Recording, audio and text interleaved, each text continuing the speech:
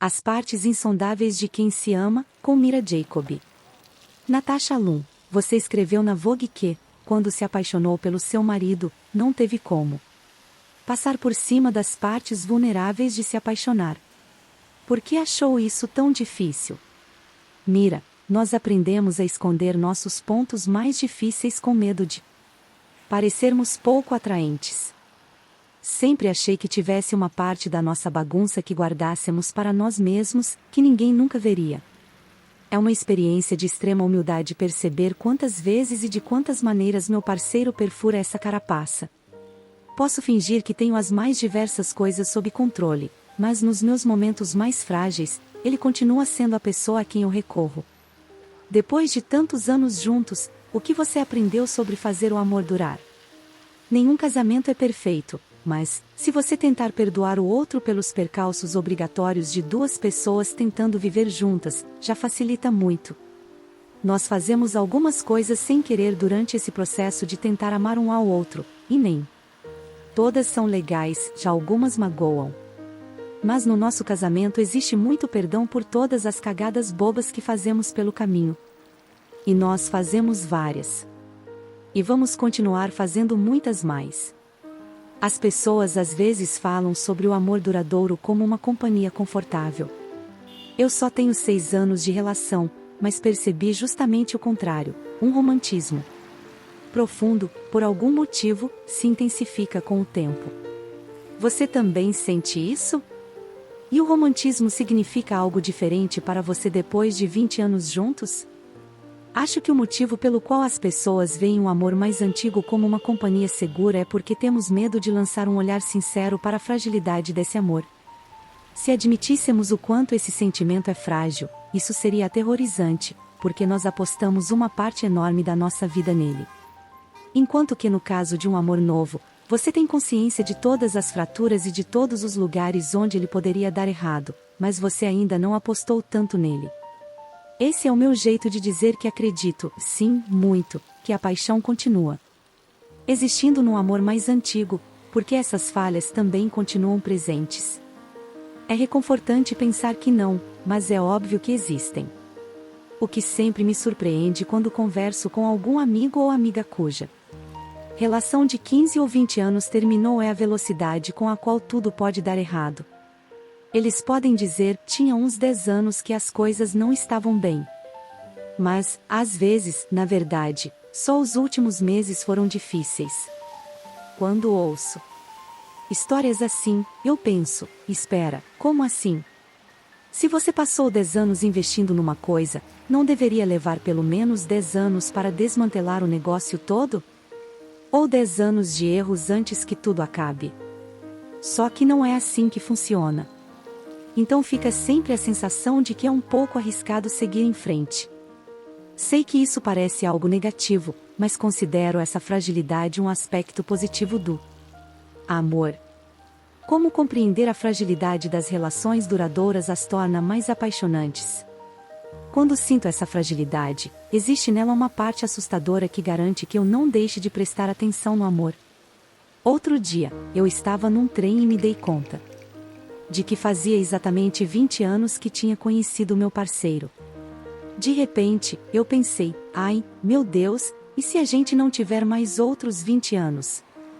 Oh, que é uma probabilidade grande, sinceramente, esta vida não é tão longa quanto a gente gostaria que fosse. Continuei pensando, e se nós não tivermos isso? E se um de nós for embora do planeta? Tive uma sensação de urgência de estar com ele. Soube naquele instante que nossos 20 anos juntos passaram mais depressa do que 2 anos com a pessoa errada. Um pouco porque de certa forma ele sempre me parece novo.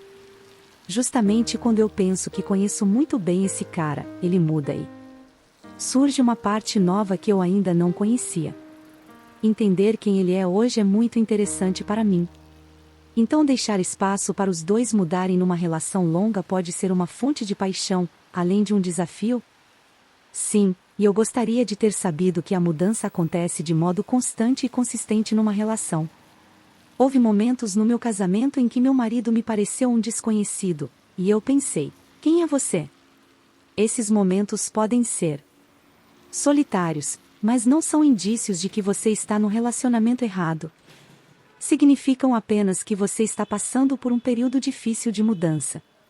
De certa forma, eu gostaria de ter sabido isso quando era mais nova. Mas que bom também que não sabia, porque foi um deleite ser surpreendida pelas mudanças em cada um de nós. A verdade é que você nunca escolhe realmente uma pessoa, porque a pessoa muda, e a vida de vocês muda também. Então, quando você escolhe um parceiro, o que está escolhendo é como uma pessoa lida com a mudança. Está escolhendo como você lida com a mudança ao lado dela. Assim como você, seu parceiro é sempre uma obra em construção. Como alguém que o ama, sua tarefa é continuar conhecendo-a, continuar. Curioso. Uma das coisas de que me orgulho no meu casamento é do quanto sou curiosa em relação ao meu parceiro e do quanto ele é curioso em relação a mim. Quando o dia termina, não há mais ninguém para quem eu queira contar as coisas do jeito que quero contar para ele. Nos estágios iniciais de uma relação, os parceiros naturalmente fazem perguntas um ao outro, porque estão se conhecendo. Mas, com o passar do tempo, algumas pessoas param de fazer isso.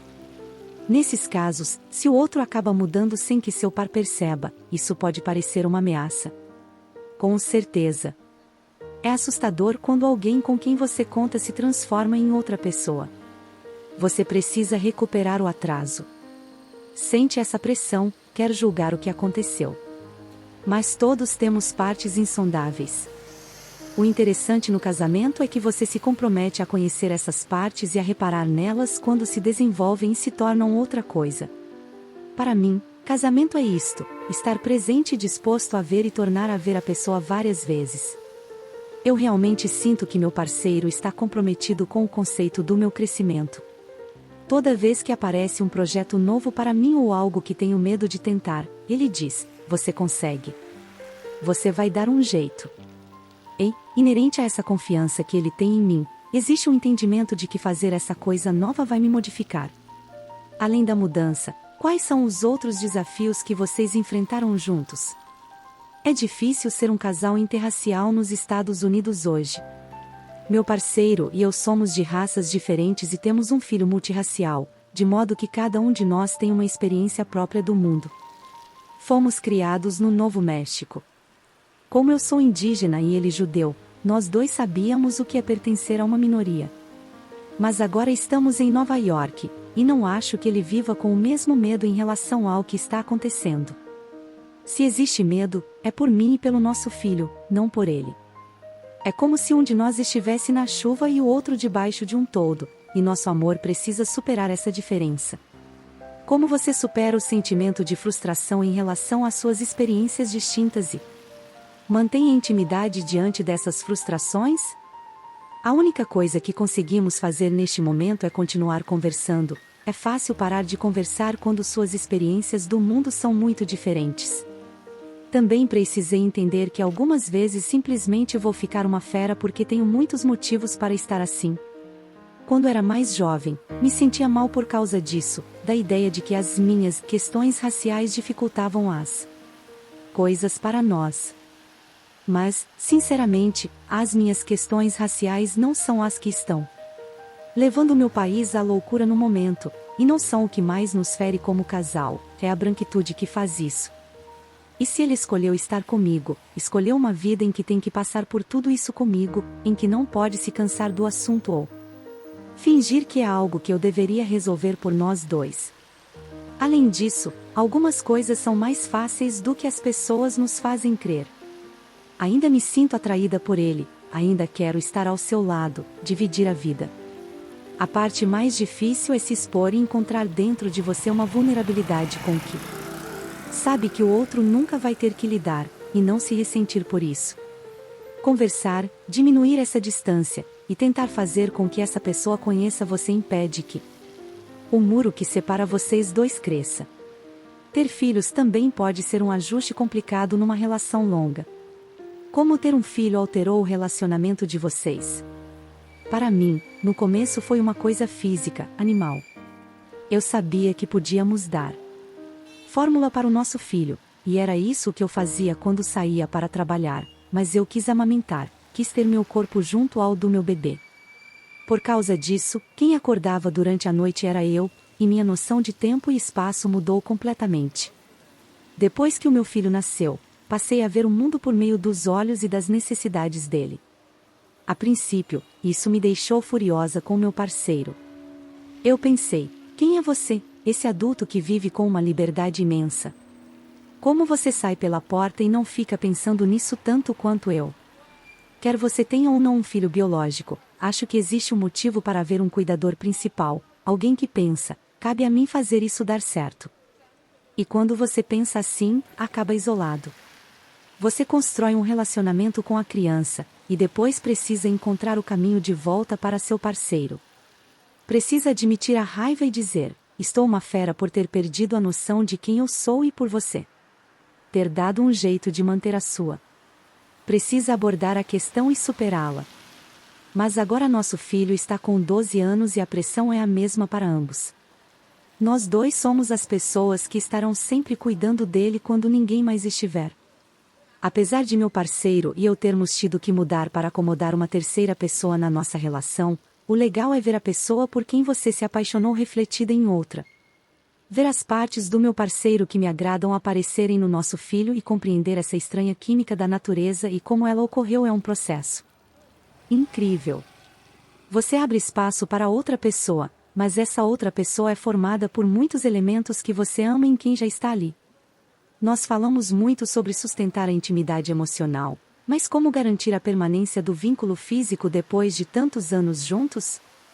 Penso no sexo como a vida onírica de um casamento. Ele revela ideias que você não sabe ou que não consegue admitir quando está acordado. Acredito piamente que nosso corpo muitas vezes sabe as coisas antes da nossa mente estar pronta para processá-las, e, nessa lógica, o sexo se torna uma espécie de linguagem subconsciente, um modo de dar sentido a uma parte de você que não tem como ser traduzida em palavras, bem semelhante à arte ou à música. O que mais me agrada é que existe no sexo uma espécie de verdade bruta, uma essência que não pode ser transformada em nada diferente do que é. Você sabe se está se conectando com a pessoa, e sabe se está agindo no piloto automático e deixando de se entregar.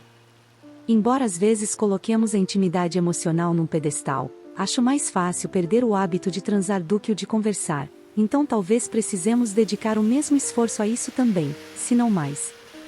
Totalmente. Fico com medo quando passo muito tempo sem transar com meu parceiro, do mesmo jeito que fico com medo se passo tempo demais sem escrever. Eu me sinto afastada de uma parte vital de mim mesma. E tenho medo da ideia de voltar a transar, porque penso, e se eu não gostar tanto quanto antes? A coisa vai ficando envolta em nervosismo até se tornar algo incrivelmente pesado. Meu atalho para contornar essa areia movediça, na qual posso me afundar com facilidade, é continuar transando com frequência. Porque aí cada vez passa a não ter tanta importância. É tipo, isso, estamos transando de novo, legal. Como foi dessa vez? Tem vezes que são incríveis e têm um toque especial. Outras vezes são tão rotineiras quanto lavar uma camiseta. E eu gosto de estar aberta à ideia de que o sexo pode ter vários desfechos. Não existe apenas um tipo de sexo que se tem com o parceiro. Mas isso com certeza é algo que exige esforço, e não estou me referindo a espalhar pétalas de rosas pela casa. O que estou querendo dizer é, desligue o cérebro e simplesmente vá fundo. É preciso manter uma conversa constante com alguém que se ama, e o sexo é um jeito diferente de conversar. Por isso acho empolgante quando você está com alguém há séculos e aí de repente o sexo é diferente de tudo que já fez. Você pensa, o que aconteceu aqui?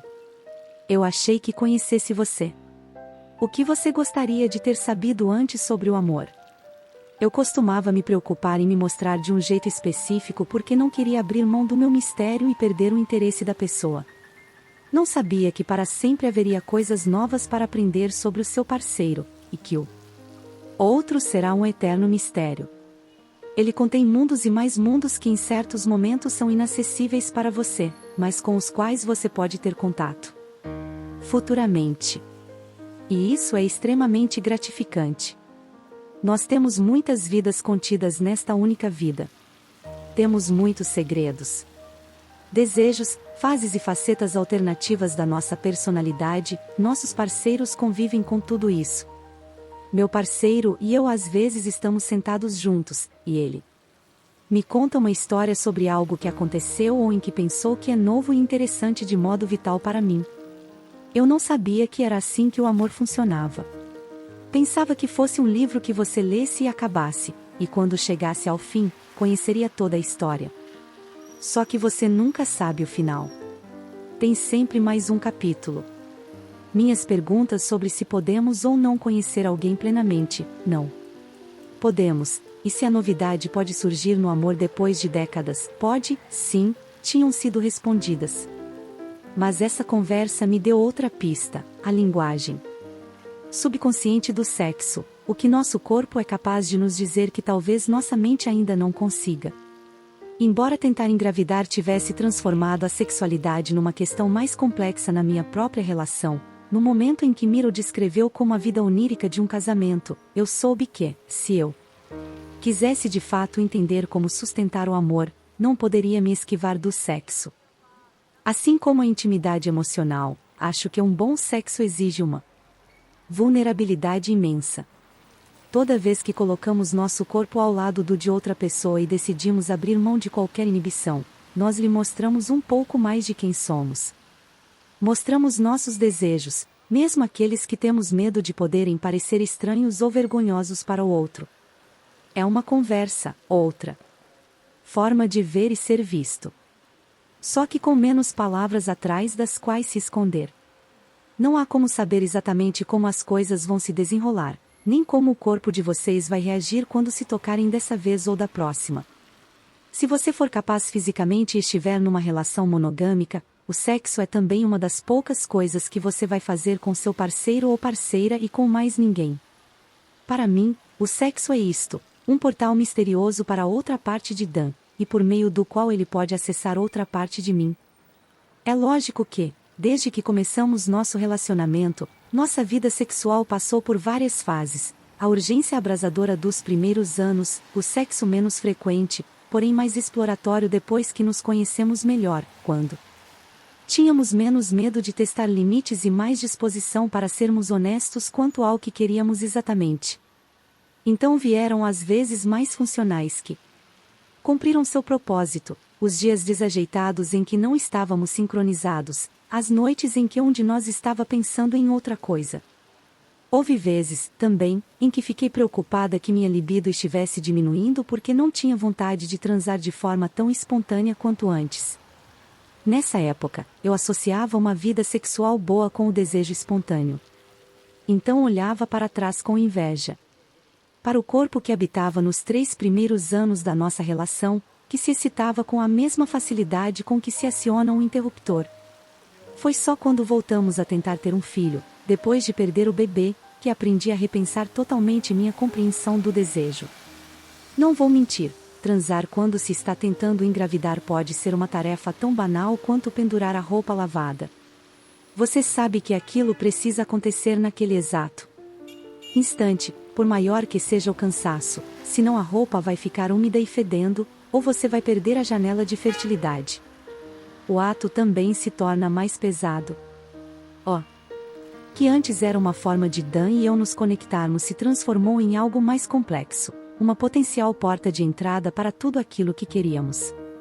O sexo poderia nos dar um bebê ou nos decepcionar repetidamente, e, mesmo quando isso acontecia, nós precisávamos fazer de novo, e mais uma vez e outra. Não por prazer, mas por necessidade. A essa altura, os médicos nos diziam que deveríamos tentar transar dia sim, dia não. Às vezes, principalmente nos primeiros meses depois do procedimento, eu me sentia tão desconectada do meu corpo que não tinha qualquer interesse no prazer. O único objetivo era alcançar a linha de chegada do sexo, e o mais depressa possível. Às vezes, nos masturbávamos antes para apressar as coisas. Outras vezes, ríamos de como tudo tinha se tornado mecânico.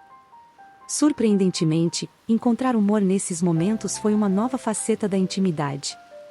Não uma erótica ou misteriosa, mas algo muito sincero.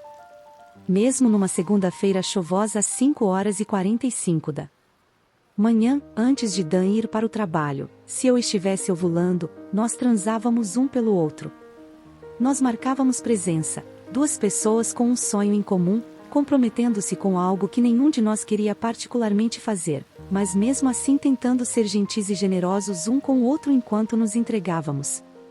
Contudo, o mais estranho em relação a esses meses é que, mesmo quando o sexo parecia uma obrigação para nós dois, às vezes, alguns minutos depois de começar, eu mudava de ideia. Do nada, batia aquela vontade do sexo que já estava fazendo. Isso não aconteceu só uma ou duas vezes, mas várias, e com uma frequência maior quanto mais tempo nós passávamos na obrigação de transar. Foi a primeira vez que entendi que o desejo espontâneo antes do sexo não estava diretamente relacionado à qualidade do prazer que eu sentia durante o ato. E essa revelação me levou ao trabalho de Emily Nagoski. Educadora sexual e autora best-seller de A Revolução do Prazer, Emily usa a ciência e a psicologia para desbancar mitos relacionados ao sexo. Ela nos desafia a repensar o que seria uma vida sexual normal. Isso não existe, questiona. Pressupostos que foram criados em relação ao corpo feminino, em particular pelos homens, e nos mostra que muitas vezes é o risco de falhar que interfere na capacidade das pessoas de sentirem prazer com o sexo. A parte do trabalho de Emily que transformou minha atitude em relação ao sexo examina os dois tipos diferentes de impulso sexual: o desejo espontâneo, interesse súbito por transar, e o desejo reativo, que surge em reação ao estímulo erótico, e não a partir da sua expectativa. Ela explica que, embora o desejo reativo seja saudável e normal, muitas vezes, quando pensamos no que define um bom sexo, nossa mente pula para a pergunta errada: quanto eu quero transar e com que frequência espontaneamente quero transar? Na verdade, como Emily e eu discutimos a seguir, só quando nos desprendemos do mito de que o desejo sexual espontâneo é a única baliza de uma boa vida sexual é que podemos fazer uma pergunta melhor: o que um sexo empolgante significa para você?